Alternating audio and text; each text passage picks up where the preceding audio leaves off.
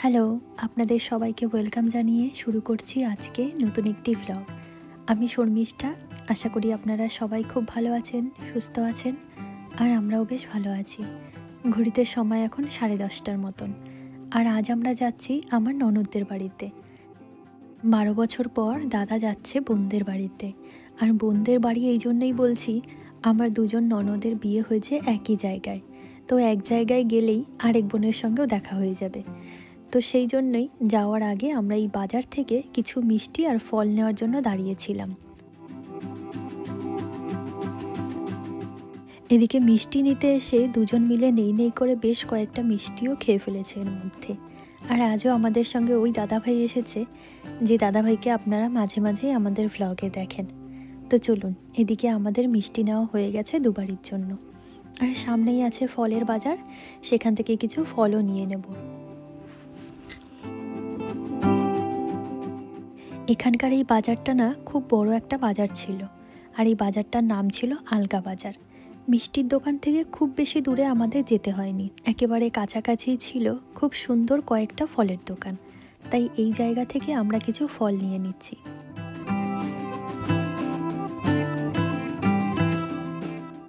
কিছুদিন আগের একটি ভ্লগে আমি হাটে এসেছিলাম, আপনাদের মনে আছে?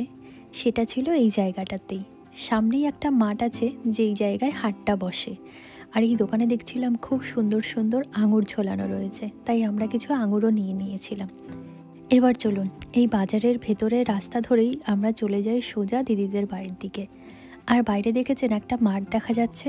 কিছুদিন আগে আমরা এসেছিলাম কুমোরগঞ্জের হাটে, এই জায়গাটাতেই সেই হাট বসেছিল। এক ঝলক দেখে প্রথম চিনতে পারিনি, এরপর ওর কাছ থেকে শোনার পরে হঠাৎ করে মনে পড়লো এই জায়গাটার কথা। এর পরপরই কিছুটা দূর আসার পর দেখলাম শুধু জমি আর জমি। অনেক দূর পর্যন্ত রয়েছে এই চাষের জমি, আর সেখানেই রয়েছে এমন সুন্দর একটা দৃশ্য। তাই আমরা গাড়িটাকে কিছুক্ষণ দাঁড় করিয়ে এই জায়গাটাকে একটু ক্যামেরাবন্দি করলাম। অসাধারণ সুন্দর একটা জায়গা, দেখুন সারি সারি বক বসে রয়েছে। বাংলাদেশে আসার পর থেকেই এই ধরনের প্রাকৃতিক জিনিস আমি যত দেখি ততটাই অবাক হয়ে যাই। তবে ওকে দেখেছি ওর মধ্যে কোনো রিয়াকশান নেই এই সমস্ত জিনিস দেখে, কারণ ও তো এগুলো ছোটোবেলা থেকেই দেখেছে। তবে আমার কাছে এগুলো বেশিরভাগটাই নতুন, আর খুবই ভালো লাগে এইসব জিনিস দেখলে। আর এদিকে দেখুন কত বক উড়ে যাচ্ছে সারি সারি। রাস্তার মাঝে দাঁড়িয়ে অসাধারণ এক সুন্দর দৃশ্য দেখলাম। এবার চলুন যাওয়া যাক। আজ আমরা যে জায়গায় এসেছি এই জায়গাটার নাম কৈলাল। তবে জানেন তো, কয়েক বছর আগেও এখানকার যাতায়াত ব্যবস্থার প্রধান মাধ্যম হিসাবে নৌকার ব্যবহার করা হতো। আমরা এখন যে পথ দিয়ে যাচ্ছি, বর্ষার সময় এগুলো কিন্তু জলের নিচে থাকে। তবে সময়ের ব্যবধানে আজ অনেকটাই পরিবর্তন ঘটেছে। কিছু জায়গায় পায়ে হেঁটেও যাওয়া যায়, তবে কিছু কিছু জায়গা আজও এমন আছে বর্ষার সময় যেই জায়গাগুলোতে নৌকার ব্যবহার করা হয়।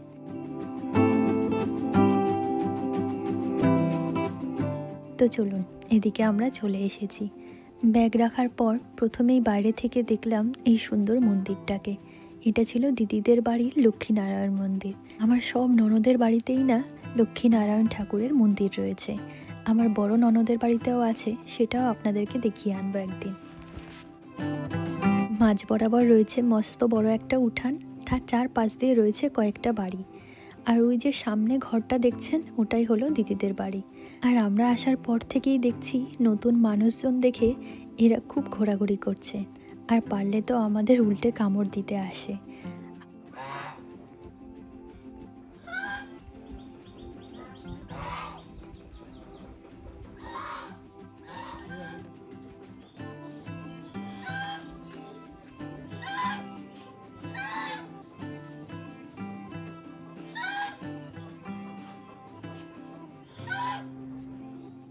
আসার পর থেকেই আমরা বাইরে কিছুক্ষণ ঘোরাঘুরি করেছি। আর এটা ছিল আমার মেজ ননদ, অনেকক্ষণ ধরে শরবত বানিয়ে বসেছিল। আর আপনাদের তো আগেও বলেছি, এখানে শীতকাল হোক বা গরমকাল, অতিথি আপ্যায়নের প্রথম পর্ব শুরু হয় এই শরবত দিয়ে। তো চলুন এখন এই ঠান্ডা ঠান্ডা শরবতটা সবাই মিলে খেয়ে নিই। এ বাড়িতে আসার পরপরই একজন ছোট সদস্য পেয়ে গেছি। আর এই যে পেছনে যাকে দেখছেন, ইনি হলেন আমার ছোট ননদ জামাই।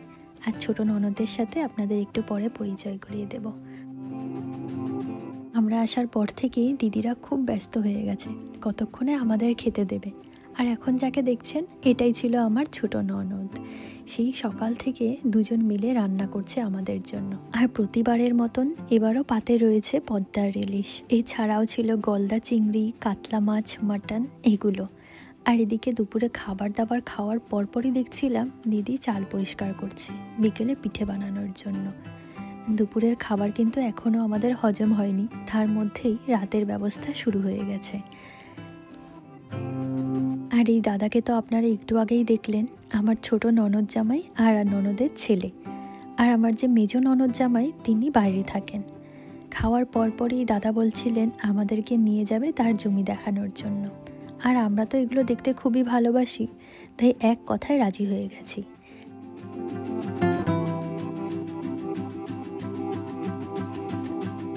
ঘড়িতে এখন ওই বিকেল 4টের মতন বাজে, কিছুক্ষণ পরেই তো সূর্য অস্ত চলে যাবে। আর এই বিকেলের সময়টা না খুব সুন্দর লাগে এরকম মাঠে আসলে।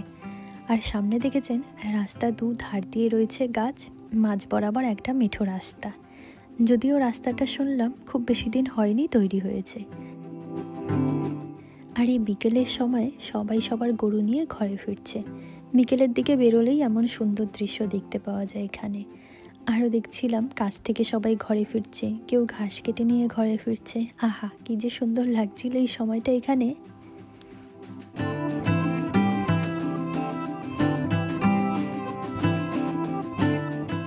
আর ওই যে দূরে দেখেছেন একটা ছোট্ট গাছ দেখতে পাওয়া যাচ্ছে, গাছটার সম্ভবত একটা পাতাও নেই, তাতে বসে রয়েছে ঝাঁকে ঝাঁকে পাখি।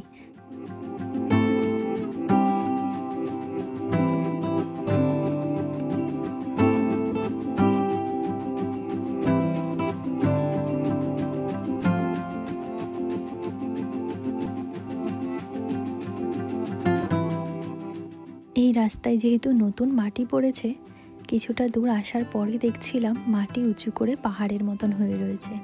আর এই জায়গাটা ধরেই আমাদের নিচের দিকে নেমে যেতে হবে। আর একেবারে যাকে পেছনে দেখছেন এটা ছিল আমার মেজ ননদের ছোট ছেলে।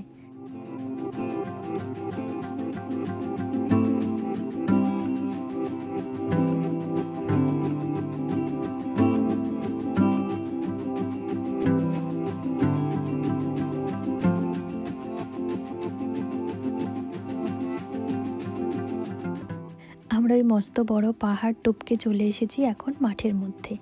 আর এই সময়টা তো সব জায়গায় ধনিয়া, রসুন, সর্ষে এইগুলোরই চাষ হচ্ছিল।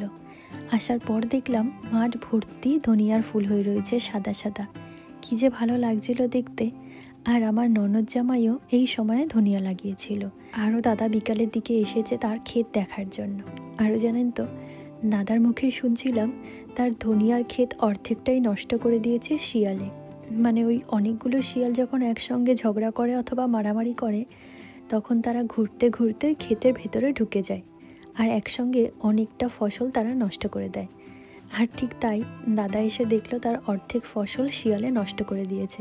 আর খুব স্বাভাবিকভাবেই নিজে যখন এত কষ্ট করে ফসল লাগায় আর সেই ফসল যখন কোনো কারণবশত নষ্ট হয়ে যায়, খারাপ লাগবে এটাই স্বাভাবিক।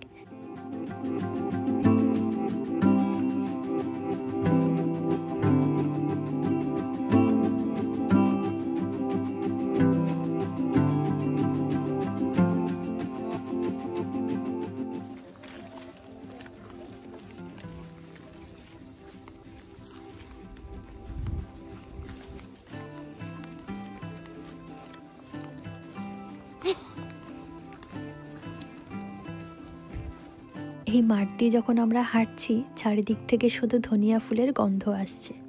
একদিকে তো মাঠ ভর্তি সাদা ধনিয়ার ফুল হয়ে রয়েছে, আরেকদিকে হয়ে রয়েছে হলুদ রঙের সর্ষের ফুল। অসাধারণ সুন্দর ছিল বিকেলের এই সময়টুকু। আবার যে কবে সুযোগ হবে এমন সুন্দর ফুল নিজে হাতে ধরে দেখার, মাঠের এত সুন্দর গন্ধ, মাঠের ভেতর দিয়ে ঘুরে ঘুরে বেড়ানোর, সেই অপেক্ষায় আবার দিন গোনা শুরু হবে কিছুদিন পর। এদিকে ধনিয়া ক্ষেতের ওপরে দেখেছেন ঝাঁকে ঝাঁকে পাখি উড়ে বেড়াচ্ছে। এগুলো যে কি পাখি নামটা সঠিক বলতে পারবো না, তবে শুনলাম রোজ বিকেলের এই সময়টুকুতে পাখিগুলো কিচিরমিচির শব্দে ক্ষেতের ওপর দিয়ে উড়ে বেড়ায়। দেখেছেন, অসাধারণ সুন্দর লাগছে দেখতে।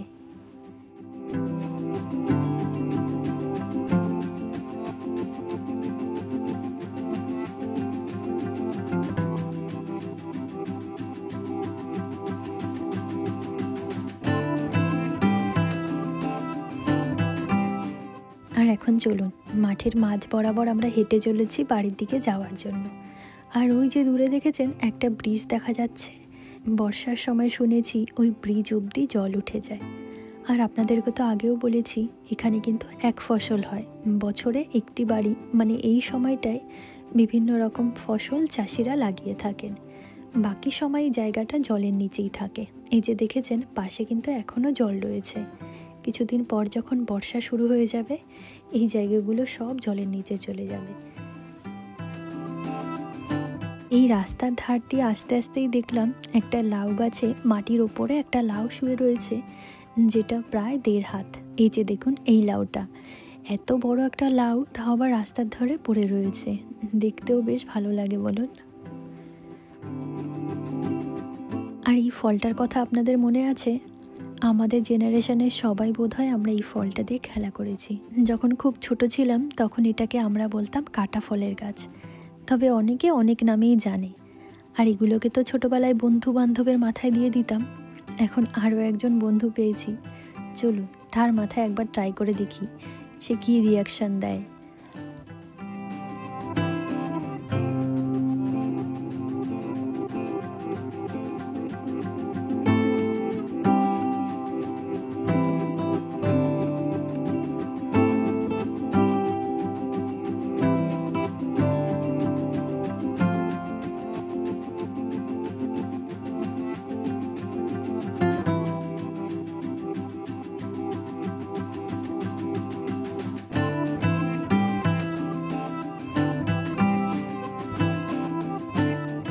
এদিকে মামার সঙ্গে সঙ্গে ভাগ্নে বাদ যাবে কেন, তার মাথায় এসে কয়েকটা পড়েছে। আর সবশেষে দেখলাম আমিও কিন্তু বাদ যাইনি, আমার মাথাতেও ছিল শেষের দিকে কয়েকটা।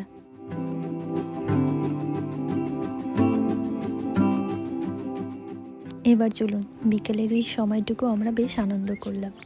আর এই সূর্যটার রং দেখছিলাম একেবারে কমলা হয়ে এসেছে বিকেলের দিকটাতে। আর এদিকে দেখুন কাণ্ড, 3 জনে মিলে একটা গাছে উঠেছে। আমি তো দেখে ভাবছি ওরা পড়ে না যায় গাছ থেকে।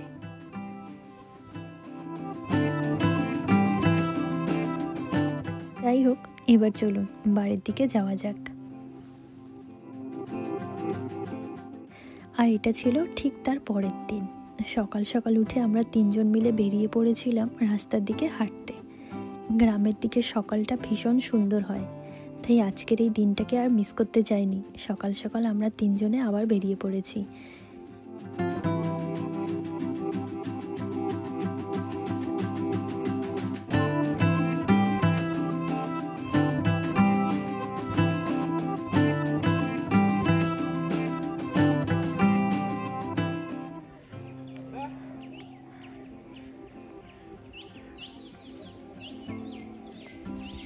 এদের দেখলেই বোঝা যায় সকালটা শুরু হয়ে গেছে। এখন আমরা এসেছি দিদির বাড়ির সামনে রাস্তার ধারে। আর এখানে দেখেছেন দুপাশে রয়েছে পুকুর, আর মাঝ বরাবর একটা সরু রাস্তা চলে গেছে কোনো রকমে। আর এপাশেই পুকুরটা দেখছেন, এটা ছিল দিদিদের পুকুর, যার ভেতরে রয়েছে অনেক ধরনের মাছ। আর এই দিদির বাড়ির পাশেই ছিল ওর পিসি বাড়ি, তাই আমরা সকালে হাঁটতে হাঁটতে পিসির বাড়িতে চলে এসেছি। এসে দেখি পিসি রান্না শুরু করে দিয়েছে।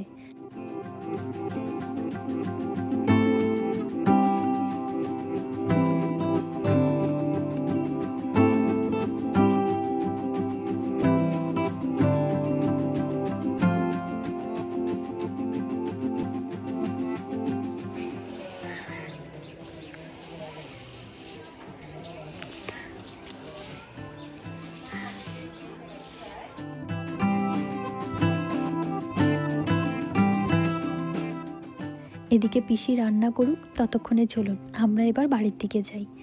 আর বাড়িতে আসার পথেই দেখছিলাম এক দাদা মাথায় করে মাছ নিয়ে আসছিল, হাঁড়িতে করে আর বালতিতে করে। আর সেই সরু রাস্তা ধরে দাদা এগিয়ে আসছিল এদিকে। তার বালতির ভেতরে দেখলাম অনেক ছোট ছোট পুঁটি মাছ রয়েছে।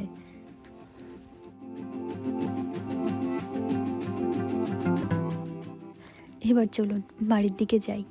আমাদের সঙ্গে যে পুচকেটা এসেছে, কিছুক্ষণ পরে ওর স্কুল রয়েছে, আর ও বলেছে আমাদের সঙ্গেই আজ স্কুলে যাবে।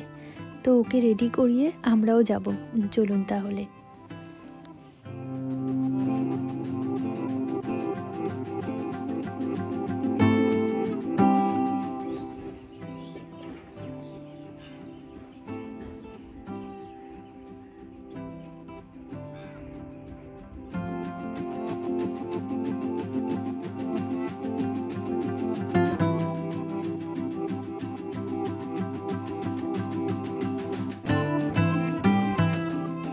এদিকে আমরা বাড়িতে এসে সবাই স্নান করে রেডি হয়ে গেছি ওর স্কুলে যাওয়ার জন্য। বাইরে এসে দেখলাম দিদির রান্নাঘরের এই জায়গায় কয়েকটা বিড়ালের ছোট্ট ছোট্ট বাচ্চা রয়েছে। এই যে দেখুন।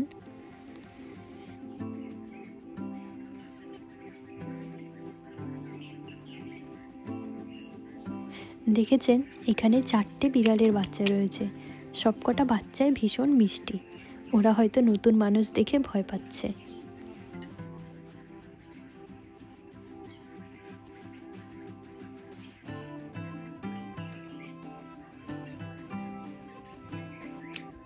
এদিকে ও স্কুলে যাওয়ার জন্য স্নান করে স্কুল ড্রেস পরে রেডি হয়ে গেছে। আর এখন খাবার খেয়ে আমরা সবাই একসঙ্গে বেরিয়ে পড়ব। আর এদিকে আপনাদের দেখাচ্ছিলাম কালকে দিদি পিঠে বানিয়েছিল, সেগুলোকেই ভিজিয়ে রেখেছিল। আর আজ আমরা এগুলোই খাচ্ছি সকালের দিকে। এদিকে সকালের ব্রেকফাস্ট সেরে ওকে নিয়ে চলে এসেছি আমরা স্কুলে। আসার পরেই দেখছিলাম মাঠের মধ্যে খুব সুন্দর একটা স্কুল। যদিও এটা ওর স্কুল না, এর পাশেই রয়েছে প্রাইমারি স্কুল। ও এখন ওখানেই পড়ে। আর ওদের বাড়ি থেকে স্কুল ঠিক 2টো বাড়ির পরেই, তাই বাড়ি থেকে আসতে ওর খুব বেশি একটা সময় লাগে না। আবার শুনেছি মাঝে মাঝে টিফিনের সময় বাড়ি থেকে গিয়ে খাবার খেয়ে আসে। একটু আগে যে বড় স্কুলটা দেখলেন, ওর পাশেই ছিল এই প্রাইমারি স্কুলটা, রবীন্দ্রনাথ ঠাকুর ভবন, এটাই ওর স্কুল। আর এই যে দেখুন, এক সারিতে সব বসে রয়েছে, এগুলোই ছিল ওর সব বন্ধুরা। আর এপাশে ছিল ওর বান্ধবীরা।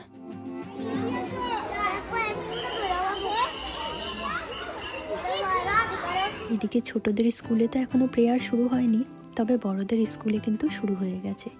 আর এদিকে স্যারকে দেখেছেন সবাইকে একটা সারিতে দাঁড় করাচ্ছে, হাতে আবার একটা লাঠিও আছে।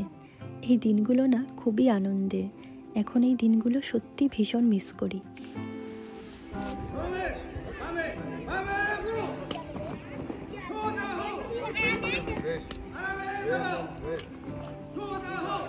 আর এদিকে দেখুন, ঠিক করে লাইনে না দাঁড়াবার ফল। তো যাই হোক, অনেকক্ষণ ধরে এখানের প্রেয়ার লাইন দেখছিলাম। এবার চলুন বাড়ির দিকে যাই। এদিকে দিদির বাড়িতে আসার পরপরই দেখছিলাম দিদির রান্নাঘরে বিরাট বড় একটা হাঁড়ির মধ্যে অনেকগুলো জিওল মাছ রয়েছে। মনে আছে কিছুদিন আগে আপনাদেরকে ও বাড়ি থেকে কিছু মাছ দেখিয়েছিলাম, এই দিদি বাড়ির থেকেই মাছগুলো গিয়েছিল। এই যে দেখুন কতগুলো মাছ। আর এই মাছগুলো কিন্তু নিজেদের জমি থেকে ধরা হয়েছে। এদিকে বাড়ি আসার পরপর দেখছি দুপুরের খাবারের জন্য রান্নার তোড়জোড় শুরু হয়ে গেছে। আর আমাদের দেওয়া হয়েছে কষা মাংস টেস্ট করার জন্য। কাঠের উনুনে গরম গরম চিকেন কষা, সেটার টেস্ট কি ভালো ছাড়া অন্য কিছু হতে পারে?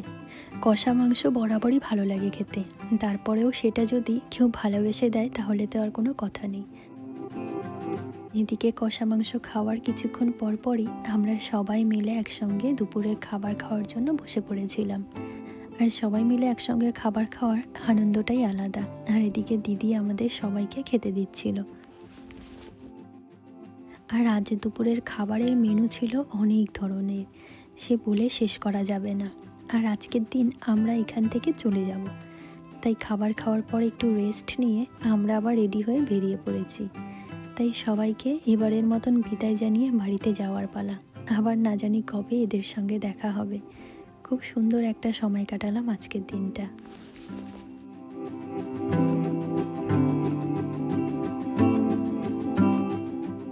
আর এটা ছিল ঠিক তার পরদিন, যেদিন আমরা বড় ননদের বাড়িতে যাব। আর আজকে আমরা দুজন যাচ্ছি না, সঙ্গে করে সঙ্গীতাকে আর ছোটদিকে নিয়ে যাচ্ছি।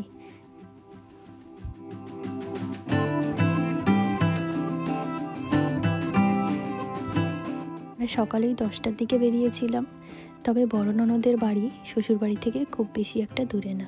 এর আগের দিন যে ননদদের বাড়িতে গিয়েছিলাম, শুধু ওই ননদদের বাড়ি বাদ দিয়ে বাকি ননদদের বাড়িগুলো কাছ দিয়েই রয়েছে। আর এই যে বড় ননদের বাড়িতেও রয়েছে লক্ষ্মীনারায়ণের মন্দির। আরও জানেন তো, এই মন্দিরের ঠাকুর খুবই জাগ্রত। প্রত্যেক বছর এখানে লক্ষ্মীনারায়ণের পুজো হয় খুব ধুমধাম করে। এত বছর পর ভাইয়ের দেখা পেয়ে সব বোনেরা খুব খুশি। আর ওই যে দূরে দেখছে, ওটা ছিল বড়দি, মানে আমাদের সকলের বড় দিদি।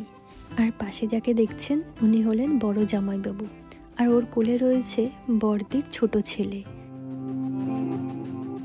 আমরা বেশ কিছুক্ষণ গল্প করার পর সবাই মিলে একসঙ্গে খাবার খাওয়ার জন্য বসে পড়েছি।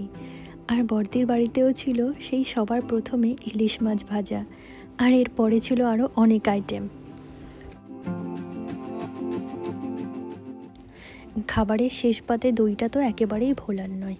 আমরা আসবো বলেই জামাইবাবু আমাদের জন্যই দইটা নিয়ে এসেছেন। আর আমাকে আপনারা অনেকে বলেছেন বগুড়ার দই একবার টেস্ট করতে, তবে এবার তো হলো না। নেক্সট যদি কখনো যাই তখন অবশ্যই ট্রাই করব। আর এই দইটার রং দেখে তো আমার ভীষণ পছন্দ হয়েছে, এত সুন্দর, মনে হচ্ছিল পুরো মাখন। আর টেস্টও ছিল অসাধারণ।